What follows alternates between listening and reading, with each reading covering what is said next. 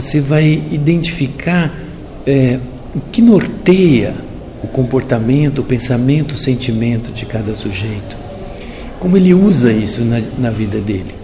E quando ele adoece, como que ele se sente em relação a isso? Aquilo vira um fator de proteção, vira uma fonte de estresse, vira uma fonte de angústia, vira um estímulo, né? E aí, avaliando isso, a gente vai propor as intervenções. Então, assim como um médico, um agente de saúde, ele tem que identificar a partir dos sintomas do paciente, dos exames, o que o paciente tem para ver qual a estratégia terapêutica mais adequada, idem no processo de anamnese espiritual. A gente tem que identificar em que nível a pessoa se encontra nas suas crenças e como que aquilo está afetando ela, né? A gente até começou inicialmente pensando que a anamnese era uma coleta de dados, depois a gente achou que é mais do que isso, é um processo terapêutico. O coletar o perfil religioso espiritual do paciente já faz o paciente pensar. O ser humano tem essa característica, né? Ele é um ser que, ao falar das suas próprias experiências, ele as transforma, né?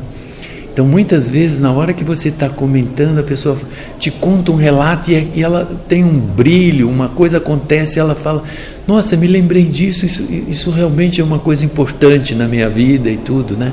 Então, a anamnese espiritual religiosa tem esse fator aí, né, de transformar as pessoas. Então, é mais do que uma coleta de dados, né?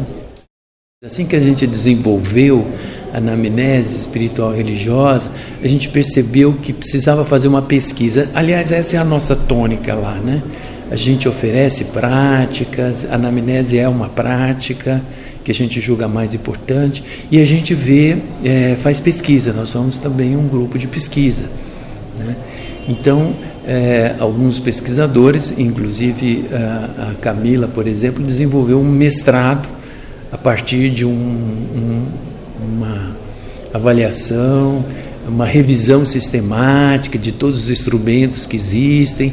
A gente foi descobrindo que a maior parte dos instrumentos eles eram com conteúdo muito americano, europeu, com pouca brasilidade, e aí a gente foi desenvolvendo uma escala também. Então, a gente tem hoje esses artigos publicados, esses trabalhos, comparando essa produção internacional que existe dessa coleta e essa produção mais brasileira, vamos dizer assim, né? Sem falsos nacionalismos, mas a ideia de você ter a sensibilidade de compreender a cultura que você está convivendo, avaliando, porque isso é um fator importante, né?